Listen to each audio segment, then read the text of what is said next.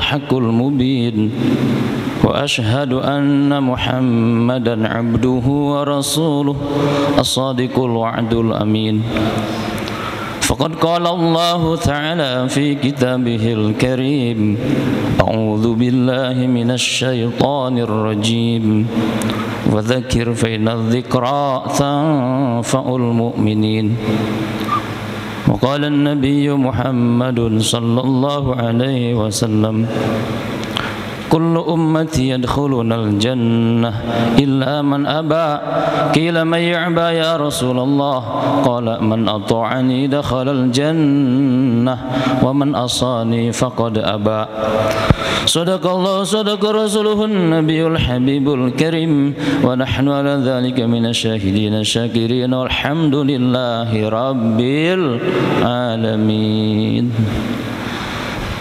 Hadirin wa hadirat jamaah salat zuhur yang dimuliakan oleh Allah Subhanahu wa taala. Terkhusus kehormatan kami sampaikan kepada pucuk pimpinan Ketua DKM beserta jajaran Masjid Agung Al-Barkah Al-Mukarram Kiai Haji Lili, imam kita, jamaah yang dimuliakan oleh Allah Subhanahu wa taala. Mari selalu bersyukur kehadirat Allah Subhanahu wa taala di setiap saat dan keadaan. Karena Allah Subhanahu wa taala pada setiap saat dan keadaan senantiasa mencurahkan segala karunia, rahmat dan nikmat-Nya pada kita sekalian. Sehingga begitu tingginya nilai syukur, Allah menjanjikan la in syakartum la azidannakum. Siapa yang mensyukuri nikmat Allah, maka kenikmatan itu ditambah dan ditambah oleh Allah Subhanahu wa taala. Wala in kafartum inna adzabi lasyadid. Sebaliknya yang mengingkari nikmat Allah mendapat ancaman dari Allah Subhanahu wa taala, sesungguhnya azabku sangatlah pedih. Mudah-mudahan kita semua termasuk hamba Allah yang pandai bersyukur kepadanya, sehingga kenikmatan yang Allah berikan kepada kita semakin ditambahkan. Amin ya rabbal alamin. Salawat beserta salam semoga tetap terlimpah curah keharibaan junjungan alam baginda Nabi besar Muhammad sallallahu alaihi wasallam, tercurah para ahli keluarganya, para sahabatnya, para tabi'in, tabi'in dan tercurah pada kita sekalian selaku umatnya. Harapan kita di yaumil akhir diaku sebagai umatnya dan mendapat syafaatul ujma dari baginda Nabi besar Muhammad sallallahu alaihi wasallam. Hadirin wa hadirat jamaah zuhur yang dimuliakan oleh Allah Subhanahu wa taala. Terkadang terjadi kesalahpahaman pada umumnya. Di antaranya beranggapan bahwa datangnya rizki dari Allah itu hanya dengan melalui kerja, bisnis, dagang, aktivitas keduniawian dan lain-lain. Mari kita tepis jamaah sekalian, jangan sampai keyakinan kita keliru, jangan sampai keyakinan kita salah. Contoh beranggapan bahwa kalau saya nggak kerja, kalau saya nggak punya tanah, kalau saya nggak punya pabrik, mungkin anak istri saya, keluarga saya nggak bisa hidup. Wah, ini salah total hadirin. Padahal yang memberi rezeki adalah Allah Subhanahu wa taala. Yang memberi kehidupan adalah Allah Subhanahu wa taala. Maka kita sebagai suami, sebagai kepala rumah tangga, kerja sebagai perantara rizki yang sampai kepada keluarga kita adalah hakikatnya Allah, dari Allah Subhanahu wa taala. Bahkan sesuap nasi yang masuk ke mulut istri kita, ke anak kita, itu hakikatnya rizki dari Allah Subhanahu wa taala. Jemaah yang dimuliakan oleh Allah Subhanahu wa taala. Karena dengan keyakinan yang salah, khawatir hadirin, di akhir hayat kita bukan husnul khotimah, khawatir su'ul khotimah. Padahal kita menginginkan bahwa setiap insan, setiap manusia pasti fitrahnya, keinginannya itu ingin makan enak, betul-betul, ingin tidur nyenyak, ingin makan minum enak, ingin fasilitas enak, ingin hidup enak. Hadirin, siapapun menginginkan kehidupannya enak semua gitu. Tapi pernah terfikir nggak hadirin? Pernah diobrolin nggak dengan keluarga, dengan sanak saudara, dengan sahabat? Bagaimana mati yang enak, Pak? Jarang diobrolin wasilin. Bagaimana mati yang enak? Tentunya mati yang enak husnul khotimah, manakala keyakinan kita kepada Allah lurus. Tidak ada keyakinan kepada selain Allah, termasuk dalam urusan rizki adalah hakikatnya dari Allah Subhanahu wa taala. Allah Khalik, Allah Maha memberi rizki. Semua makhluk diberi rizki oleh Allah Subhanahu wa taala. Allah menciptakan kurang lebih 18.000 jenis makhluk, maka Allah Subhanahu wa taala bertanggung jawab atas keperluannya, atas rizkinya, termasuk kita manusia. Semua makhluk diberi rizki oleh Allah Subhanahu wa taala. Jamaah yang dimuliakan oleh Allah Subhanahu wa taala, kalau menginginkan mati kita enak, husnul khotimah, iman kita harus lurus, yakin kita kepada Allah betul. Di hati hanya ada keyakinan kepada Allah, sehingga dari hati yang paling dalam, di akhir hayat, di akhir kalam, di halak kembusan nafas terakhir, hadirin, dapat mengucap kalimat iman, kalimat thayyibah, kalimat tauhid, la ilaha illallah. Itu namanya husnul khotimah, dan membawa amal-amal soleh yang banyak. Jemaah rahimakumullah, maka dalam kesempatan ini tema yang kita akan sedikit bahas, walaupun mungkin dalam waktu yang singkat, hadirin, ada 13 pintu rizki. Jadi bukan hanya kerja saja, bukan. Ada 13 pintu rizki, hadirin. Apakah kita sudah ada di dalamnya, dalam ke-13 pintu rizki tersebut? Yang pertama adalah pintu rizki yang pertama dan utama adalah takwa, hadirin sekalian. Mana dasarnya? Quran surat At-Talaq ayat 2 kalimat terakhir dan disambung dengan ayat ketiga. A'udzubillahi minasyaitonirrajim. Wa may yattaqillaha waj'alhu makhraja wa yarzuqhu min haitsu la yahtasib. Ini ayat yang sering kita dengar, Pak. Ini yang sering kita baca. Barang siapa yang takwa kepada Allah, barang siapa yang takwa kepada Allah, maka Allah menjanjikan akan dibukakan jalan pintu keluar dari segala permasalahan. Dibukakan pintu permasalahan oleh Allah SWT, dimudahkan untuk dimudahkan untuk menyelesaikan permasalahan yang ada. Ini janji Allah Subhanahu wa taala. Contoh Nabi Yusuf alaihissalam ketika disekap oleh Zulaikha, namun Allah memberikan pintu jalan keluar. Nah, kalau ceritanya panjang sekalian. Ini dengan dimilikinya sifat takwa karena takut kepada Allah Subhanahu wa taala, sehingga dapat keluar dari ruangan itu, hadirin. Kemudian bagi orang yang bertakwa, bagi hamba Allah yang bertakwa, Allah menjanjikan akan diberikan rizki dari pintu yang tidak disangka-sangka. Allah akan menjanjikan bahwa bagi hamba yang bertakwa akan diberi rizki oleh Allah Subhanahu wa taala dari pintu yang tidak disangka-sangka. Ini hadirin, kemuliaan, keuntungan, hikmah sebagai hamba Allah yang bertakwa kepada Allah Subhanahu wa taala.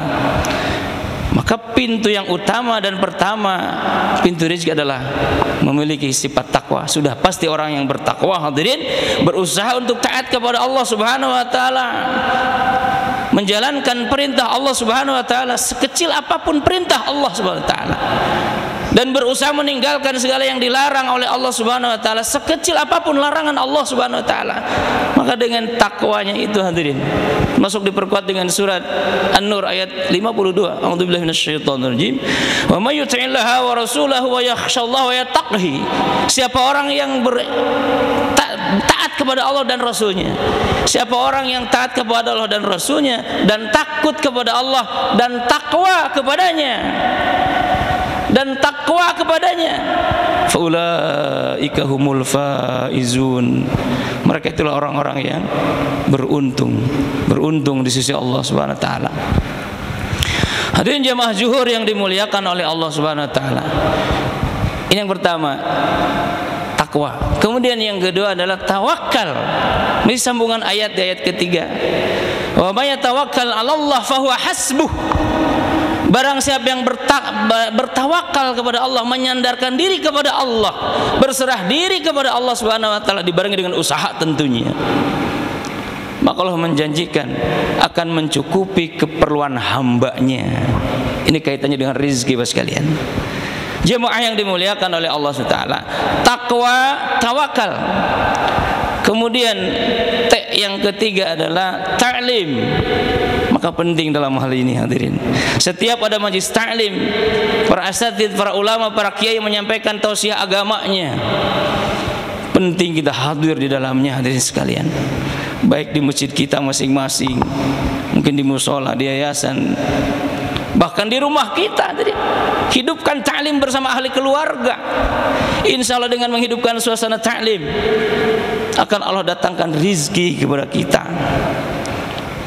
Sehingga termasuk para sahabat radhiyallahu anhum ajma'in, ta'lim, menuntut ilmu tidak hanya di hadapan baginda Rasulullah SAW. Ketika mendapatkan ilmu dari baginda Rasulullah SAW, ditransfer di rumahnya masing-masing kepada ahli keluarganya, sehingga rumah itu jadi madrasah sekalian. Diberkahi oleh Allah Subhanahu wa taala rumah para sahabat radhiyallahu anhum ajma'in. Dengan taklim pun akan mendatangkan rizki. Rizki dalam hal ini tidak hanya berupa harta, tidak berupa hanya uang mungkin. Ilmu pun rizki hadirin. Sehingga apabila kita nih mau duduk di dalam majlis ta'lim, mendengarkan nasihat-nasihat agama, mana perintah Allah, mana larangan Allah Subhanahu wa taala, maka dijanjikan sabda Rasulullah SAW, bahwa barang siapa yang mudah menuntut ilmu, dimudahkan jalan menuju surganya Allah Subhanahu wa taala. Jemaah sekalian yang dirahmati Allah taala. Kemudian yang keempat, ini rumusnya gampang Pak, 4T: takwa, tawakal, ta'lim, tilawah. Yakni membaca Al-Quran. Membaca Al-Quran ini pun merupakan salah satu pintu rizki dari Allah Subhanahu wa ta'ala.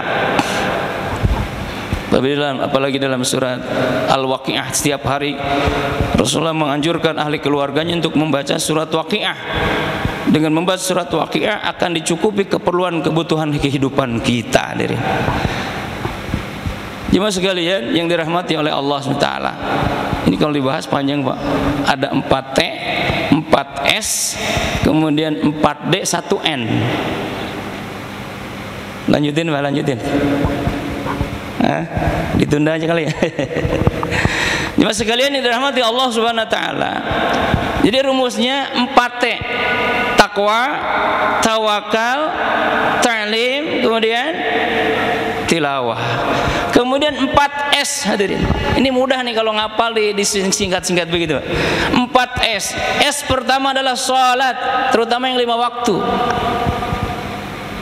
Rasulullah menjanjikan dalam mafhum hadisnya, barang siapa memelihara salatnya, menjaga salatnya seumur hidupnya, sebagaimana contoh salatnya Rasulullah SAW yang 5 waktu di masjid berjamaah di awal waktu, maka dapat jaminan 5 alam di 5 alam, dapat jaminan dari Allah di 5 alam. Di dunia rizkinya berkah, dihilangkan dari kesempitan hidupnya. Di alam kubur dijauhkan dari azab kubur. Di alam mahsyar mendapat catatan amal dari tangan kanan. Kemudian di alam sirat melintas sirat secepat kilat. Yang kelima masuk surga tanpa dihisab. Allahu Akbar. Ini keinginan kita semua Pak.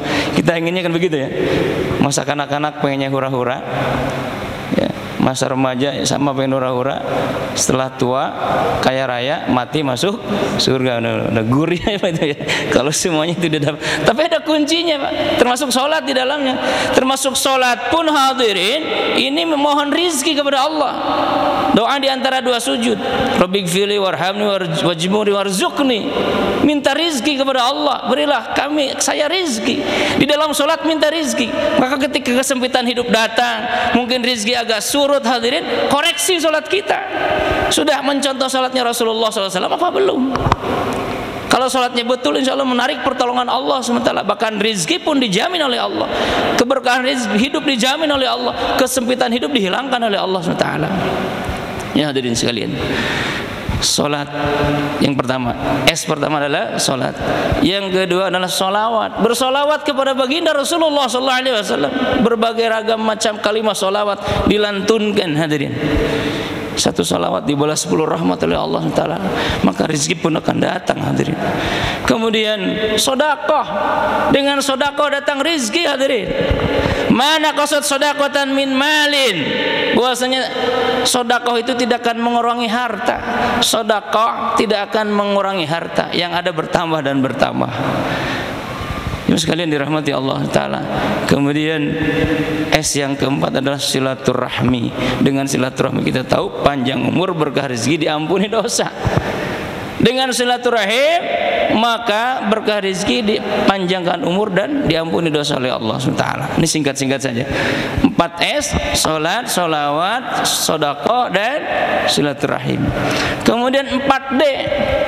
4 ini D pertama adalah dakwah, mendakwahkan agama Allah, mengajak orang berbondong-bondong taat kepada Allah Subhanahu wa taala. Yang tadinya tidak taat bagaimana supaya taat, yang tadinya tidak sholat bagaimana mau sholat, yang tadinya sholat di rumah bagaimana beranjak ke masjid dan musola, yang tadinya tidak mau duduk dalam majlis taklim kita ajak duduk di majlis taklim, yang tadinya yakin kepada selain Allah menjadi yakin kepada Allah, yang tadinya yakin kepada dunia menjadi yakin kepada kampung akhirat, bahwa dunia adalah sementara akan ditinggalkan, dunia bukan tempat tinggal tapi dunia tempat meninggal.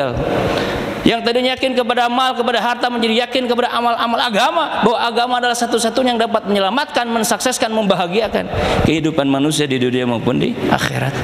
Ini sekalian, dakwah, dengan dakwah akan datang rezeki. Para sahabat al-majma'in dakwah kemana-mana, keliling dunia, rezekinya dicukupi oleh Allah Ta'ala. Kemudian yang kedua adalah doa. Allah sangat suka apabila hambanya berdoa, meminta. Tapi justru orang yang enggak meminta kepada Allah, tidak berdoa pada Allah, ini sombong namanya hadirin. Allah sangat suka hambanya merengek-rengek, minta kepada Allah, doa kepada Allah, dan setiap doa pasti Allah kabulkan. Ud'uni astajib lakum, doalah kalian padaku niscaya aku kabulkan. Pada kalanya cash, ada kalanya ditunda, ada kalanya tidak diberi di dunia tapi nanti jadi simpanan pahala di akhirat. Ini pas kalian. Doa, dengan doa akan datang rezeki. Salat duha kan kita doa juga di situ. Kan rezeki ada namanya minta doa pada Allah. Rezeki yang di langit diturunkan, yang di bawah dikeluarkan, yang jauh didekatkan, yang haram dibersihkan. Allah mengkana rezeki pisama fil ard pisamati wangzilhu wa in kana fil adi fa akhrijhu wa in kana ba'idan faqribhu wa in kana haraman fatahhirhu. Ini hadirin, doa kepada Allah termasuk rezeki pun minta kepada Allah Ta'ala.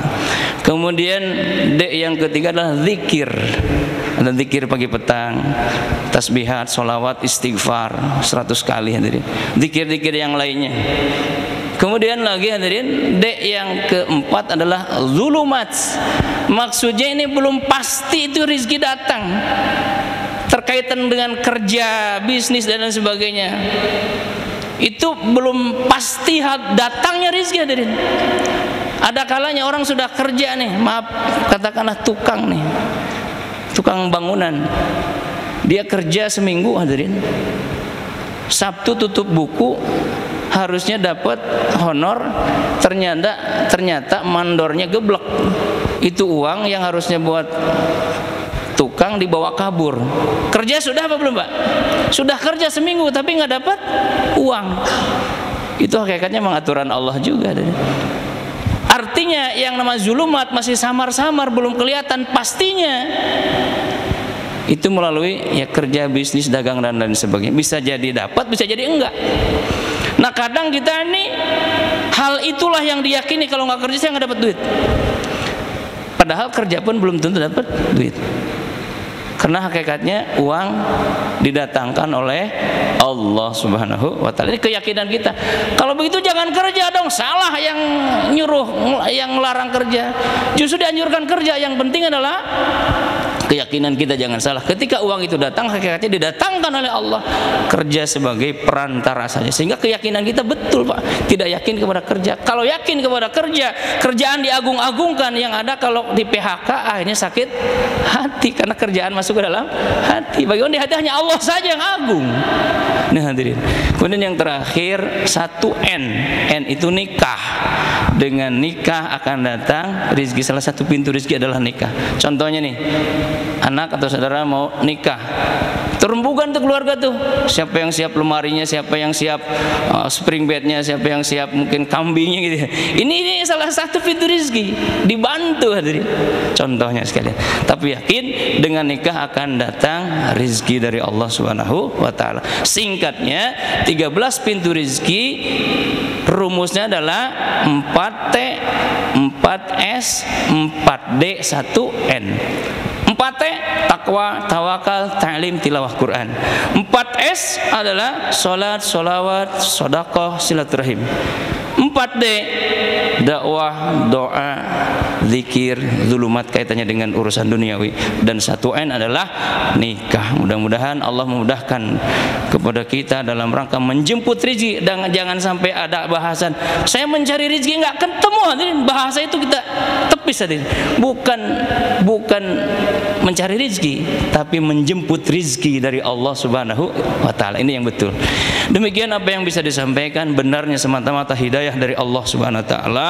Ada salahnya kebodohan saya tentunya, kehadirat Allah mohon ampun, dan kepada jamaah sekalian mohon dibukakan pintu maaf yang seluas-luasnya. Billahi taufiq wal hidayah wal afu minkum, ihdinas siratal mustaqim. Subhanallah wa bihamdihi, subhanakallahumma wa bihamdika, asyhadu an la ilaha illa anta, astaghfiruka wa atubu ilaik. Subhana rabbika rabbil izzati amma yasifun, wassalamun ala mursalin, walhamdulillahi rabbil alamin. Wassalamualaikum warahmatullahi wabarakatuh.